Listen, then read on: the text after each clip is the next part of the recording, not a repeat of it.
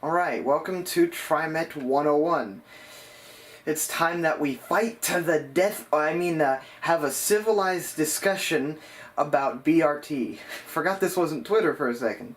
Portland has both BRT and Streetcar, as well as quite a few other modes. So, what do they look like? Well, here you go. Here's Portland's Streetcar system. And here's the BRT system. I'm sure you guys already probably knew that, but I'm sure there are also viewers here who have never seen these. So, if you have a really busy bus route, what should you do? Should you turn it into a streetcar, or should you build BRT? Firstly, BRT is cheaper, except that it might not be. Firstly, you have to maintain asphalt roads, which can easily self-destruct within a decade with the heavy vehicles. You're also probably going to be getting some sort of diesel bus, which many transit agencies hold on to for around 12 to 15 years, so that means you're going to have to spend more money replacing the buses every decade and a half. And buses are still buses. They're still going to be bumpy, rattly, and constantly pulling over to curbs and serving stops. BRT does this less often, but is absolutely still a concept that is used. Streetcars require tracks and switches, and you might replace these switches once every 20 to 30 years. Has a much smoother and more comfortable ride, doesn't use diesel fuel at all, and the vehicle's lifespan lasts considerably longer. Alright, so I kinda can't believe I forgot to mention this, but our Portland streetcars, the original ones, have been in service since 2001, and they are absolutely still being used. And recently, Portland Streetcar got the first of 3 brand new streetcars made by Brookville. These streetcars are not going to replace the ones that are from 2001. It's going to add to the fleet so that Portland Streetcar can run more frequently on the NS line. So I thought I'd just mention that to prove my point that light rail and streetcar vehicles are electric and therefore last a long time. Only now are our oldest light rail vehicles waiting for replacements. They've been in service since 1986, and they're still working fairly well. Mostly. RIP car number 106. Also, admit it, streetcars are more eye-catching. The streetcars are going to become more of an icon to your city than a bus. Unless you're London and can get away with red double-decker buses being a mega icon. Now, what I'm not saying is that we should only build light rail or streetcar and just abandon the concept of BRT. There are several corridors and several types of routes where BRT can work their magic, and where streetcars would be just flat-out dangerous. Imagine a highway, as in more so a strode, a combination of street and road, with speeds of like 45 miles per hour, lots of traffic lights everywhere, some crosswalks, and in general, lots of action happening in spaces where you might need to speed up or slow down quickly. Streetcars would be incredibly dangerous to have during these areas. We already have bus lines that can easily traverse these roads, so why not enhance those bus services? In the Portland area, routes like 82nd Avenue or TV Highway seem absolutely perfect for these ideas. We should increase the amount of pedestrian safety by adding sidewalks to half of TV Highway, increasing biking infrastructure, and in general making the buses better. That's all a perfect BRT project is. But for other corridors which connect with downtown Portland, might have slower moving traffic, and where routes begin to get really busy, that might make more sense for streetcar routes. If development is what you're after, streetcar might also be a pretty clear winner. Back when the Portland streetcar first opened, and before it opened, the Pearl District was kind of a disaster, and the area has been completely revitalized with lots of high-rises. Same deal in the South Waterfront and along the east side, basically everywhere where the streetcar runs currently. You can't say the same thing about bus. Sure, it could encourage some development, but it's not usually anywhere near as extreme, even on BRT corridors. Whereas Seattle has 7, well, 8 RapidRide lines, one of them just opened about a month ago. Somebody can't do basic math. I meant Seattle has 6, now 7 RapidRide lines. A, B, C, D, E, F, H. That equals 7. I can't do basic math. But anyways, they have 7 RapidRide lines.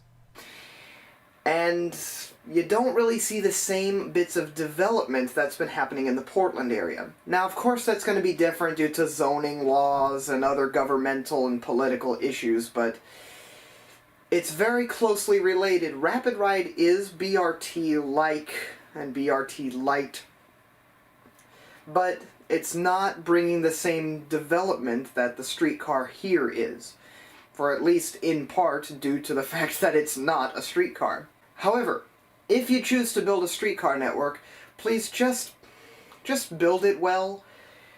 It needs to actually be a decent system that's designed to be useful. I made an entire video talking about it, of my 12 elements of designing a good streetcar system.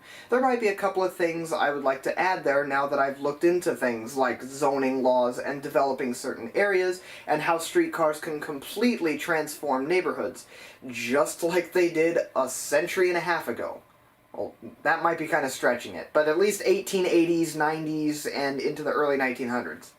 If you're too lazy to go watch that video, or if you forget, I'll put a list of the 12 elements on screen right now. Now, these are things that I've created from my head from examples that I've seen from first-generation systems that still run today in the United States and Canada, of which there aren't very many surviving systems, but the ones that are prove that good design can have good results. However, we Americans are absolutely terrible at building streetcar lines. Except that we kind of aren't. The thing is, portions of Portland, Boston, Cleveland, and other cities all have light rail lines which operate in the medians of streets in their own dedicated right-of-way, and many light rail projects get built like this. That is how you build a streetcar. That is exactly how you build a streetcar.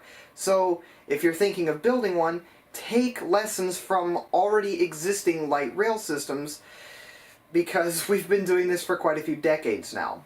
I mean, mixed traffic is okay in moderation, but if you can do dedicated right-of-way for streetcars, do it.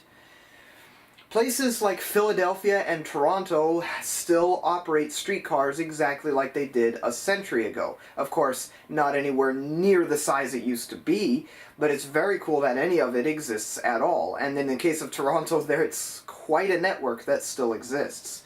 And both cities that I mentioned also have dedicated right-of-ways, in part on streets, and also tunnels with stations. Okay, so now here's the thing with full-scale BRT. If you plan to construct a full-scale BRT, we're talking full BRT with bus stations, dedicated bus lanes for the whole transit project, and including vehicles that run incredibly frequently, or whatever, well, this is kind of slightly opinionated, but just don't. Let me show you a system also in the northern parts of Toronto in Ontario, Canada. It's known as the Viva BRT system, and, well, it's quite expansive and it's quite nice. There are bus-only lanes that go down the middle of the street, and there are nice stations dotted throughout the entire system. They built all this infrastructure of nice stations and dedicated lanes, and it just looks like a streetcar line, but for buses.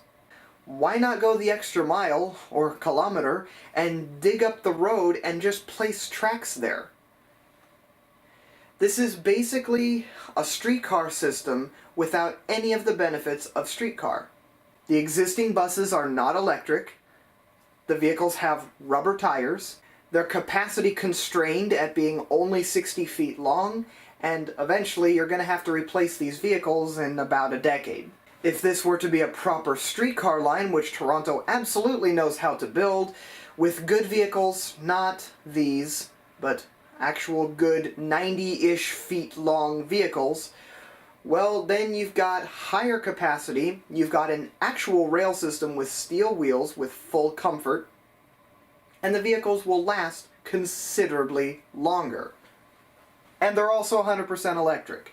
And as an added bonus, even more development would spark along the area, especially near the streetcar stations, just as every light rail and streetcar project does throughout the world. It's just a fact of streetcar and light rail. It sparks development. A more local example of this is Eugene, Oregon. Eugene has a very, very, very strange BRT system. It's called the EMX. Too many letters? Now, there are portions of this route where I am not kidding. The bus runs in a dedicated guideway, a concrete dedicated guideway thing that only buses are allowed to drive in. And it's completely separate from traffic lanes. Why was this not a streetcar? And this was not a new construction. The EMX in Eugene opened in 2006. Final thing, and I've kind of danced around it, but let's mention some environmental issues. BRT is simpler to construct. You just need sidewalks, crosswalks, bike lanes, and updated bus stops or stations. Streetcars require considerably more. Lots of concrete for all the trackway, overhead wires, and other improvements that I stated earlier. But in my opinion, that is absolutely worth it to get your money's worth when designing a streetcar, which you'll end up actually maintaining considerably less because, well, you don't have a roadway that self-destructs in 7 years. But wait, there's more!